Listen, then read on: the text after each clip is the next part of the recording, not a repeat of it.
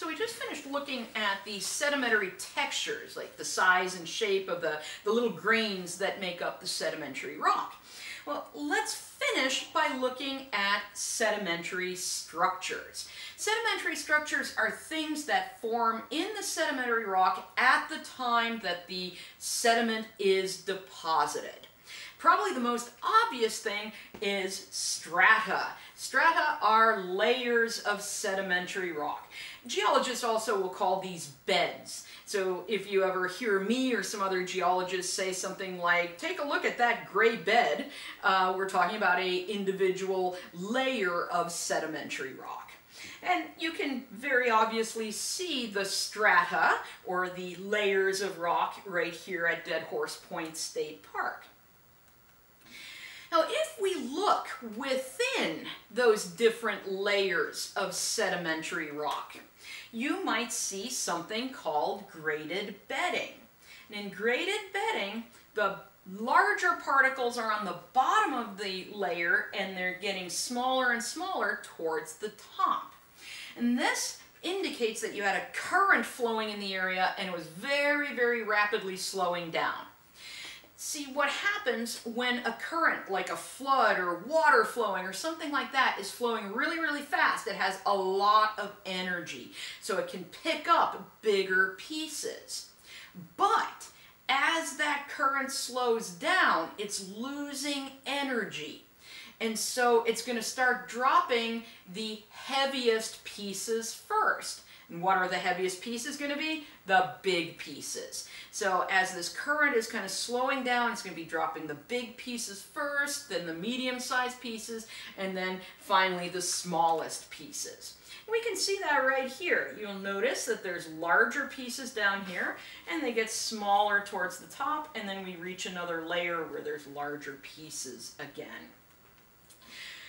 Now, another sedimentary structure that you can see in rocks is something called cross-bedding.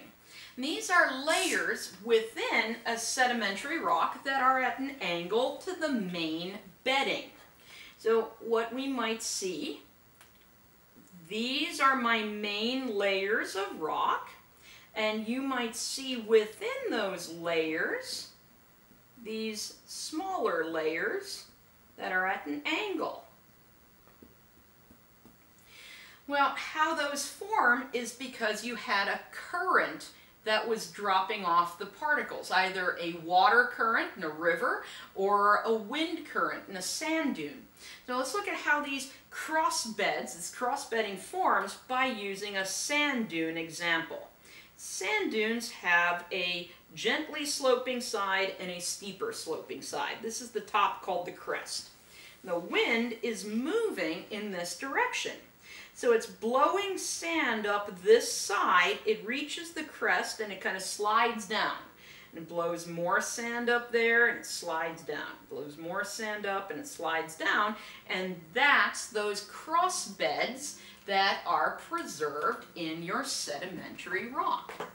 And these can either form, like I said, in sand dunes or in stream channels. Well, how do you tell the difference? Really by size. This is created by a stream channel. There's our cross beds, right? And that's a scale. The small is showing you centimeters, the big is inches, so this whole thing is maybe that big. And that's very typical of cross bedding in a stream.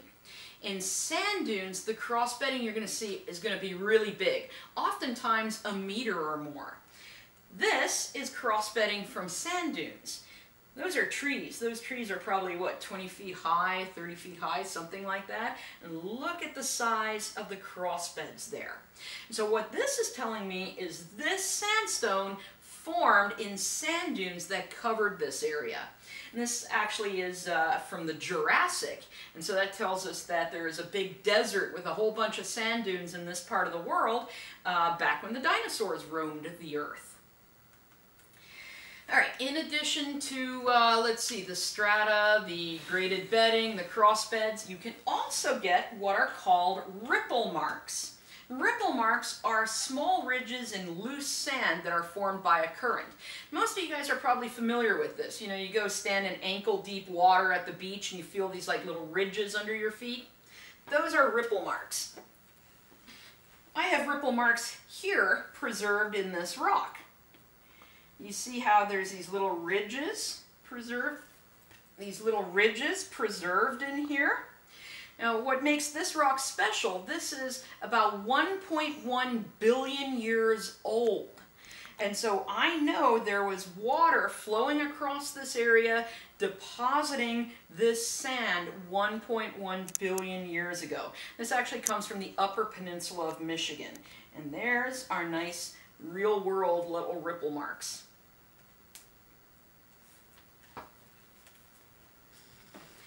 Well, there are a few different types of ripple marks, actually 2 different types of ripple marks.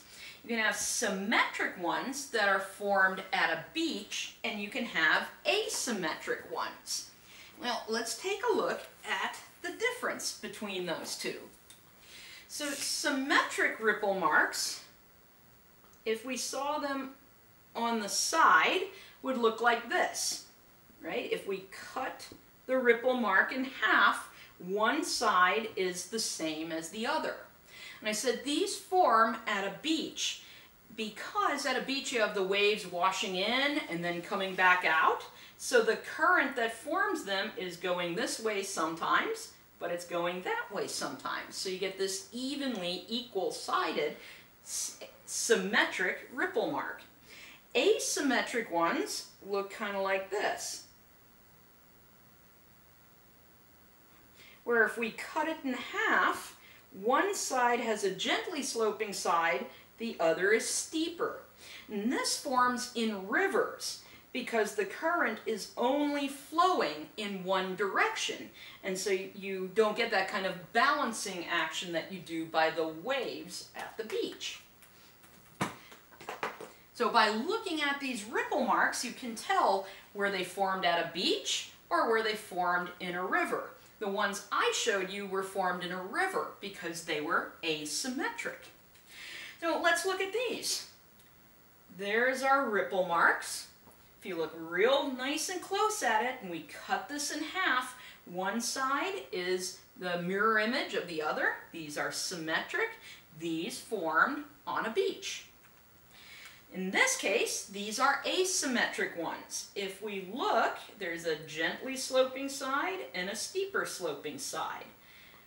So in this case, this was formed by a river, and the river was flowing that way. It's kind of hard for me to do, from right to left.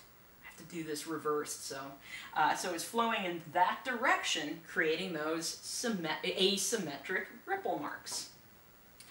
All right, another neat sedimentary structure you might find sometimes are called mud cracks. And I think everyone's probably seen mud cracks, like in their backyard or something. In a hot summer, you go in your backyard and you have all these weird cracks developed in the dirt in your backyard. Those are mud cracks.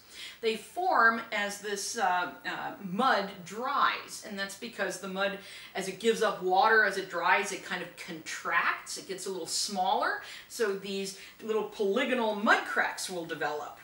And if that area gets then buried under younger sediment, those mud cracks, or any of these sedimentary structures, can be preserved, just like what we see right here.